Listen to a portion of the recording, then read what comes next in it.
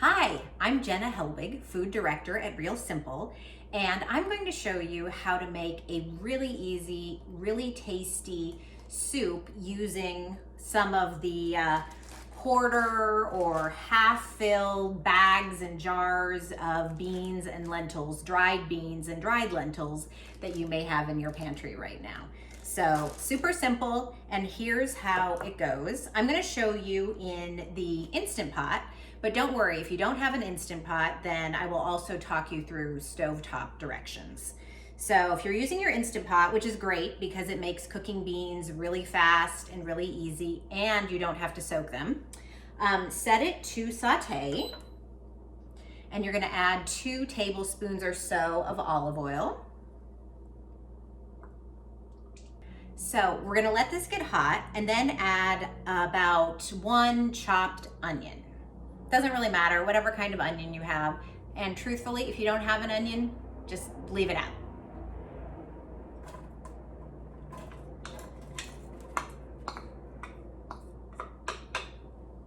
So we want this to get nice and soft, and it will cook for about 5 minutes.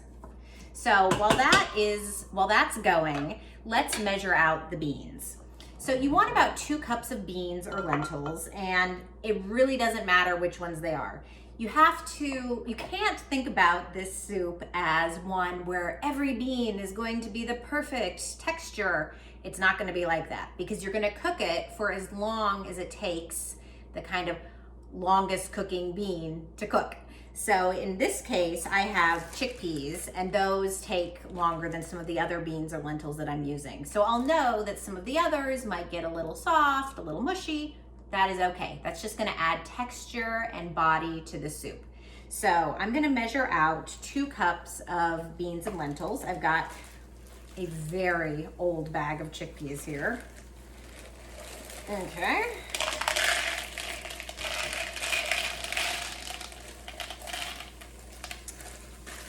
And then I've got some French lentils that, look, just this tiny little bit of French lentils that's been hanging out in my pantry that it's time to use up. And I have some yellow split peas. All right, so that's about a cup. So I need another cup of beans. And happily, I have these black beans also hanging out in my pantry. All right, so that's about 2 cups, but look, I have just a few extra little beans here in my bag. I'm gonna use them. They're not gonna fit into my measuring cup, but they will fit into the, I'm gonna put them directly into the colander. So here's the measuring cup. I don't know if you can see, it's 2 cups of all different sorts of beans and lentils.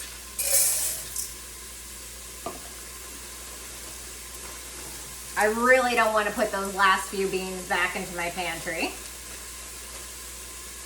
All right, I'm going to give the onions a stir.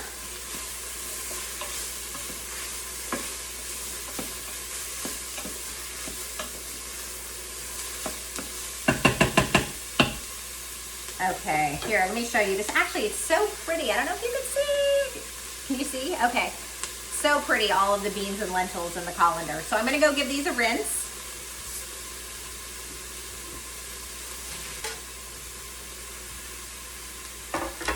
Okay, so let's check on these onions.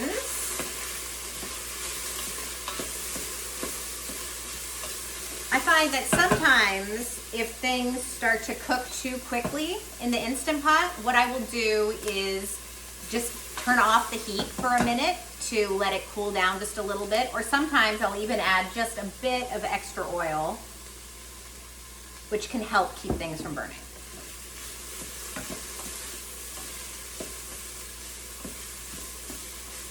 All right, so these onions look great.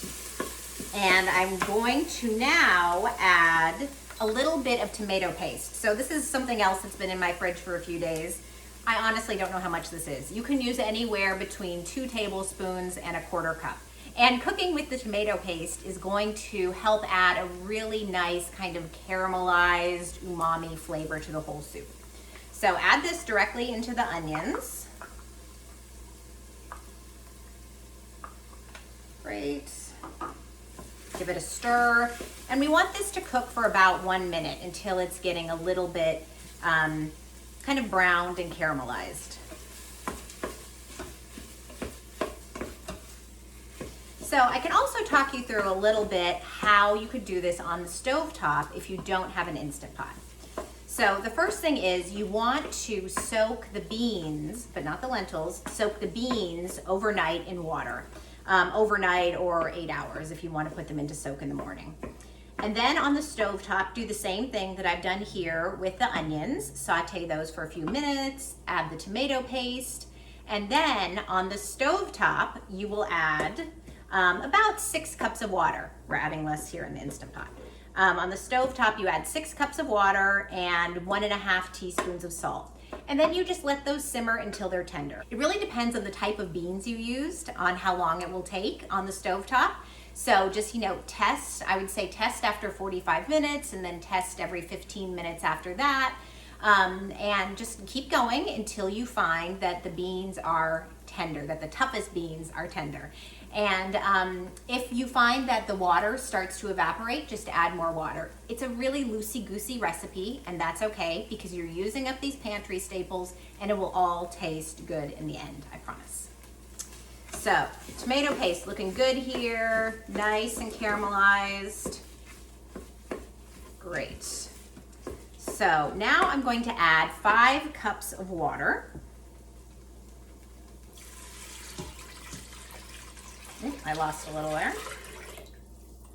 Great, okay. And so use the spoon to scrape up any brown bits on the bottom of the pot.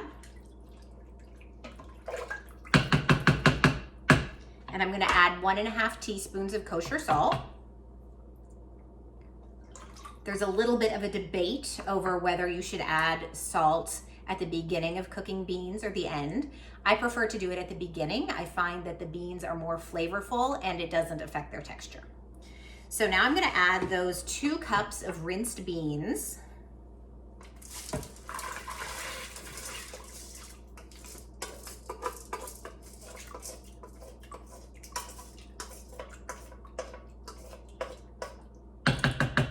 Awesome, give it a stir.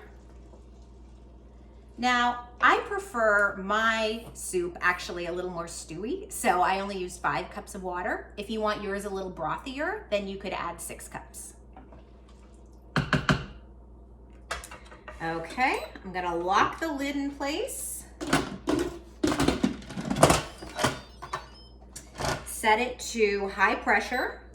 And because I've got chickpeas in here and they're a little older, I'm gonna actually set it for 40 minutes. You might want to start at 35 if your beans are not quite as old. So set it, it's gonna cook, and then you want it to release, the pressure to release naturally for about 10 minutes before we quick release. So you'll come back once it's done and see how it looks. Okay, so the beans cooked for 40 minutes, and now I'm going to release the rest of the pressure. I let it do a natural release for about 15 minutes. You could let it do a natural release all the way if you wanted, or even just do a quick release if you're in a rush. Be careful, do this carefully. There's not much pressure left, so I don't have to worry too much. So I've got a couple things here to finish. I did have some greens in the fridge, yay. Greens are optional. I like to put a little bit of kale if I have it, or spinach. This is baby arugula. You could even use defrosted spinach or kale, or some chopped up parsley. I just think it's nice to have a little something green in a soup or a stew if possible, but again, not required. All right, so the pressure has been released. Ooh, wow. Oh my gosh, this looks so good, and it's nice and thick, which is what I like in mine. Again, you could add more water if you want it to be less thick. So it's darker because I remember I used some black beans in there. Obviously the color will depend on what kind of beans or lentils you used. Ooh, this is so pretty. All right. I'm just gonna, it's super hot, but I do want to give it a little taste because I want to see if it needs more salt or some acid. So a little bit of acid will help bring out the flavors in pretty much whatever it is that you're cooking. So I'm gonna add just a dollop of some red wine vinegar. Apple cider vinegar would be nice too. Even balsamic if you want a little bit of a sweeter taste. All right.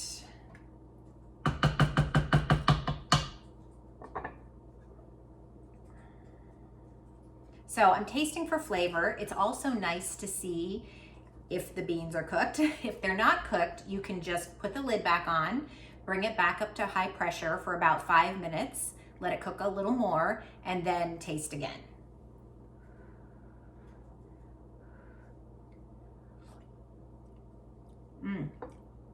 That's nice. I can really taste the black beans, which makes sense because there were a lot of them.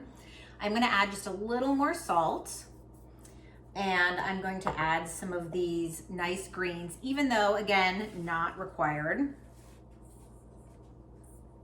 And then I will ladle it out so you can see what it looks like. It's so thick, which again is just a personal preference. Love. All right, great. And this is gonna freeze really well and keep in the fridge really nicely for a couple days. So I don't know if you can see that. It's nice and dark and lovely. I love the pops of green in there. Great. Okay, so, and then I'm gonna dress it up just a little bit. I think a drizzle of olive oil makes pretty much everything better. And then a little bit of pepper. And that's it. Thanks for watching.